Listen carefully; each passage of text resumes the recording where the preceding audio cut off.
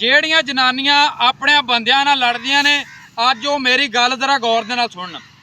ਮੈਂ ਨਾ ਮੇਰੀ ਭੈਣ ਥੋੜਾ ਜਿਹਾ ਗੌਰ ਨਾਲ ਸੋਚੀ ਵੀ ਅੱਜ ਤੇਰਾ ਬੰਦਾ ਸਿਰ ਤੋਂ ਲੱਥ ਜਾਵੇ, ਸਾਇਆ ਉਹਦਾ ਉਹ ਦੁਨੀਆ ਛੱਡ ਜਾਵੇ ਤੇ ਸਮਝ ਲਈ ਤੇਰੇ ਸਿਰ ਤੋਂ ਚਾਦਰ ਲੱਥ ਜਾਣੀ ਹੈ, ਤੇਰੇ ਚੁੱਲ੍ਹੇ 'ਚ ਪਾਣੀ ਪੈ ਜਾਣਾ, ਤੇਰੇ ਬੱਚਿਆਂ ਦਾ ਮੁਸਤਕਬਲ ਖਤਮ ਹੋ ਜਾਣਾ, ਇਹਨਾਂ ਦੀ ਤਲੀਮ ਖਤਮ ਹੋ ਜਾਣੀ, ਇਹਨਾਂ ਦੀ ਦੁਨੀਆ ਖਤਮ ਹੋ ਜਾਣੀ, ਇਹਨਾਂ ਦਾ ਕੋਈ ਵੀ ਸਕਾ ਰਿਸ਼ਤਾ ਨਹੀਂ ਰਹਿਣਾ ਜਦੋਂ ਇਹਨਾਂ ਦਾ ਪਿਓ ਦੁਨੀਆ ਤੇ ਨਾ ਰਿਹਾ। ਤੇਰੇ ਬੂਹੇ ਅੱਗੋਂ ਜਿਹੜੇ ਕੁੱਤੇ ਭੱਜ ਕੇ ਲੰਘਦੇ ਨੇ ਇਹਨਾਂ ਖਲੋ ਜਾਣਾ ਵੇ। ਬੰਦੇ ਦੀ ਜੁੱਤੀ ਬਾਹਰ ਬੂਹੇ ਅੱਗੇ ਪਈ ਹੋਵੇ ਨਾ ਤੇ ਉਹਦਾ ਬੜਾ ਰੋਹਬ ਹੁੰਦਾ, ਬੜਾ ਸਾਇਆ ਹੁੰਦਾ।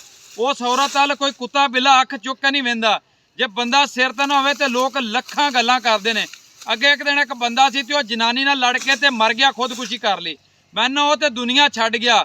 ਜਨਾਨੀ ਵੀ ਰਾਜ਼ੀ ਹੋ ਗਈ ਕਿ ਬੰਦਾ ਮੇਰੇ ਨਾਲ ਲੜ ਕੇ ਛੱਡ ਗਿਆ ਦੁਨੀਆ। ਪੁੱਛ ਉਸ ਹਾਲਾਤ ਨੂੰ ਕਿ ਜਿਨ੍ਹਾਂ ਦੇ ਸਿਰ ਤੋਂ ਸਾਇਆ ਲੱਥ ਗਿਆ, ਜਿਨ੍ਹਾਂ ਦਾ ਮੁਸਤਕਬਲ ਮੁੱਕ ਗਿਆ, ਜਿਨ੍ਹਾਂ ਦੀ ਦੁਨੀਆ ਮੁੱਕ ਗਈ।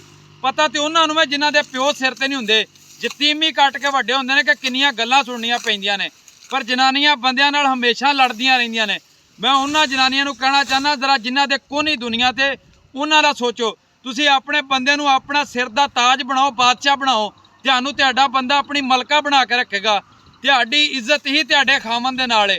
ਜਦੋਂ ਤੁਹਾਡੀ ਖਾਮਦ ਨਾਲ ਇੱਜ਼ਤ ਕੋਈ ਨਹੀਂ ਨਾ, ਖਾਮਦ ਕੋਈ ਨਹੀਂ ਤੇ ਤੁਹਾਡੀ ਇੱਜ਼ਤ ਕੋਈ ਨਹੀਂ। ਬੰਦਾ ਬਾਹਰ ਲੱਖ ਤੂਫਾਨਾਂ ਨਾਲ ਟਕਰਾ ਜਾਂਦਾ, ਲੇਕਿਨ ਘਰ 'ਚ ਜਦੋਂ ਜਨਾਨੀ ਕਦਰ ਨਹੀਂ ਨਾ ਕਰਦੀ ਉਦੋਂ ਬੰਦਾ ਦਿਲ ਬਰਦਾਸ਼ਤ ਹੋ ਜਾਂਦਾ।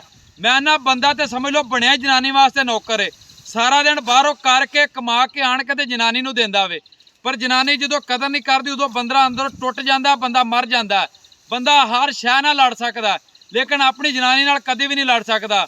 ਇਸ ਤੋਂ ਕਰਕੇ ਨਾ ਭੈਣੋ ਅੱਜ ਤੁਹਾਡੇ ਤੇ ਵਕਤ ਹੈ, ਇਸ ਬੰਦੇ ਦੀ ਕਦਰ ਕਰੋ ਜਿਹੜਾ ਤੁਹਾਡੇ ਵਾਸਤੇ ਸਾਰਾ ਦਿਨ ਮਜ਼ਦੂਰੀ ਕਰਦਾ, ਦਿਹਾੜੀ ਕਰਦਾ, ਸ਼ਾਮੀ ਆਣ ਕੇ ਅਰਸ਼ਾ ਤੁਹਾਡੀ ਤਲੀ ਤੇ ਧਰ